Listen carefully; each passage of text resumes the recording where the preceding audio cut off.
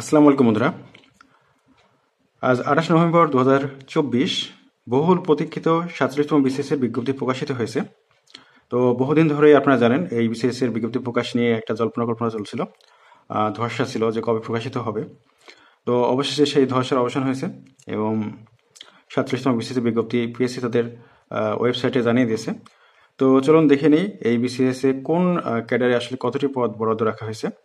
প্রথমে বিসিএস প্রশাসনে এই বিসিএস এ বরাদ্দ রয়েছে 200টি পদ। তারপর রয়েছে বিসিএস পররাষ্ট্র, এখানে রয়েছে 15টি পদ। বিসিএস পুলিশ, এখানে 100টি পদ রয়েছে। তারপর রয়েছে বিসিএস আনসার 8টি, বিসিএস নিরীক্ষা ও হিসাব মানে অডিট যেটা, এখানে রয়েছে 23টি পদ। আর বিসিএস কর, এখানে রয়েছে 104টি পদ। আর বিসিএস শুল্ক আবগারি যেটা কাস্টমস, এখানে রয়েছে 50টি পদ। তারপর রয়েছে বিশেষ সমবায়, এখানে 4টি পদ রয়েছে। তো এরকম রেলওয়ে রয়েছে 4টি, এভাবে আসলে কিছু পদ রয়েছে এখানে। তারপরে দেখি এখানে বিসিএস তথ্যতে রয়েছে 22টি পদ, বিসিএস ডাকে 13টি পদ, বিসিএস পরিবার পরিকল্পনা এখানে 62টি পদ রয়েছে। বেশ একটা ভালো সংখ্যক পদ এখানে রয়েছে। তো এর বাইরে যদি বলা যায় যে বেশ ভালো একটা সংখ্যক পদ রয়েছে, সেটা হচ্ছে বিসিএস কৃষি।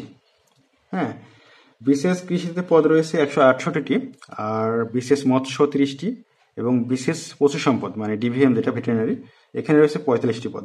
আর সায়েন্টিফিক অফিসার হিসেবে রয়েছে 9টি পদ। তো এই তো ছিল কিছু টেকনিক্যাল পদের আপনার বিসিএস এর ভ্যাকেন্সি সংখ্যা, টেকনিক্যাল প্লাস সাধারণ। তো এর বাইরে সবচেয়ে বেশি একক সংখ্যায় সবচেয়ে বেশি পদ রয়েছে আপনার বিসিএস স্বাস্থ্য, এখানে 1331টি পদ রয়েছে। একটি বিষয় এর ভিতরেই ক্লিয়ার করি, সেটি হচ্ছে 47তম বিসিএস এর প্রিলিমিনারি পরীক্ষাটি আসলে কখন অনুষ্ঠিত হতে পারে। এই প্রশ্নটির একটা উত্তর, সেটি হচ্ছে যে দেখুন 18তম পৃষ্ঠার 17তম পয়েন্টে স্পষ্টভাবে উল্লেখ করে দেওয়া হয়েছে যে 47তম বিসিএস প্রিলিমিনারি টেস্টটি 2025 সালের মে মাসে অনুষ্ঠিত হতে পারে। তো মে মাস টার্গেট করে যারা আসলে প্রথমবারের মতো বিসিএস এর জন্য বসবেন, তারা পড়ালেখা করলে আসলে একটা ভালো প্রিপারেশন আসবে। বেশ একটা ভালো একটা সময় আসলে এখানে সামনে পাওয়া যাচ্ছে। ভিউয়ার্স, 47তম বিসিএস এর ক্যাডার নন ক্যাডার সব মিলিয়ে 3487টি পদ থাকছে।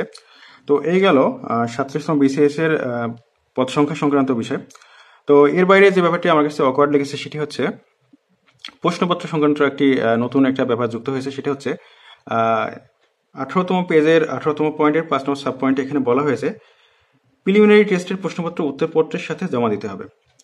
তো এই ব্যাপারটি আমি কিভাবে পিএসসি নতুন করে চিন্তা ভাবনা করে এটি ইনক্লুড করলো, আমি কি চিন্তা করে আসলে আমার বোধে আসে না। আসলে আমি যখন থেকে বিসিএস সম্পর্কে জানি তখন থেকে আমি কখনো এরকম দেখি নাই যে প্রিলিমিনারি পরীক্ষার প্রশ্নপত্র উত্তরপত্রের সাথে জমা দিতে হয়।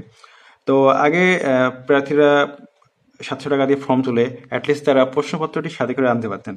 এখন দেখা যাচ্ছে তারা বাসায় এসে অ্যানালাইসিসও করতে পারবো না যে তার পরীক্ষাটি কেমন হয়েছে, কারণ 200টি প্রশ্ন তার মনে রাখা সম্ভব না।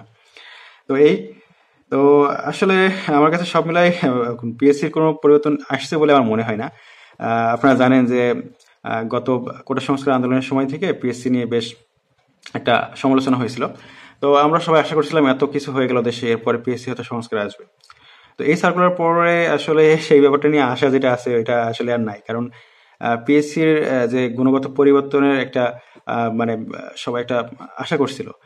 দেখুন সেখানে পিএসসি তাদের যে ভাইবার যে 200 মার্কস আপনারা জানেন, এটা কিন্তু কোনো পরিবর্তন আসে নাই, সে 200 মার্কসই আছে।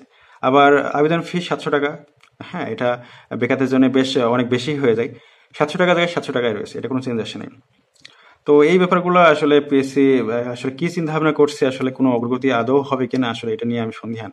তো এর বাইরে আরেকটা ব্যাপার, সেটা ধোঁয়াশায় রয়ে গেছে বলতে হয়। এত কিছুর পরেও সেটা আসলে এখনো ক্লিয়ার করেনি পিএসসি অথবা সরকারের পক্ষ থেকে। সেটি হচ্ছে যে 4 বার বিসিএস দেওয়া ব্যাপারটি।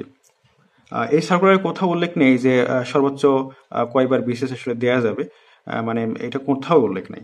তো এইটা আসলে একটা ধোঁয়াশার ব্যাপার যে আসলে পরীক্ষার্থী কি 4 বার দিতে পারবে। আসলে 4 বার যদি দিতে পারে এরকম সিদ্ধান্ত হয়ে থাকে, তাহলে যাদের প্রিপারেশন মনে করবে 47 খুব একটা ভালো না, তারা 47 না দিয়ে 48 বিসিএস এর জন্য বসবে। তো এইরকম একটা ব্যাপার নিয়ে পিএসসি যদি কোনো স্টেটমেন্ট দিত, তাহলে এটা আমার মনে হয় যারা নতুন করে শুরু করবে, এখন এফআইআর দিয়ে 47 দেওয়ার সুযোগ আছে, হয়তো প্রিপারেশন অতটা ভালো হবে বলে মনে করছে না, তারা দেখা যাচ্ছে 47-এর ফর্ম তুলবে না, তারা একবারে 48-এ তারা পরীক্ষা দিবে। তো এই ব্যাপারটি পিএসসি ক্লিয়ার করা উচিত বলে আমি মনে করি। আর আপনাদের জানিয়ে রাখি, 1 নভেম্বর 2024 থেকে বয়স কাউন্ট হবে। 1 নভেম্বর 2024 থেকে যাদের বয়স 32 বছরের ভিতর থাকবে, 32 থাকবে, তারা আপনারা 47তম বিসিএসে আবেদন করতে পারবেন। আর 47তম বিসিএস এর আবেদন শুরু হবে 10 ডিসেম্বর থেকে এবং শেষ হবে 31 ডিসেম্বর। তো ভিউয়ার্স, আপনারা কে কোন ক্যাডার চয়েস দেবেন আসলে এটা ডিটারমাইন করে ফেলুন। তো 2-1 দিনের ভিতরেই আমার চ্যানেলে ক্যাডার চয়েস সংশ্লিষ্ট একটা ভিডিও আসবে। তো আশা করি আপনারা উপকৃত হবেন। তো সেই পর্যন্ত আল্লাহ হাফেজ, সবাই ভালো থাকবেন। আসসালামু আলাইকুম।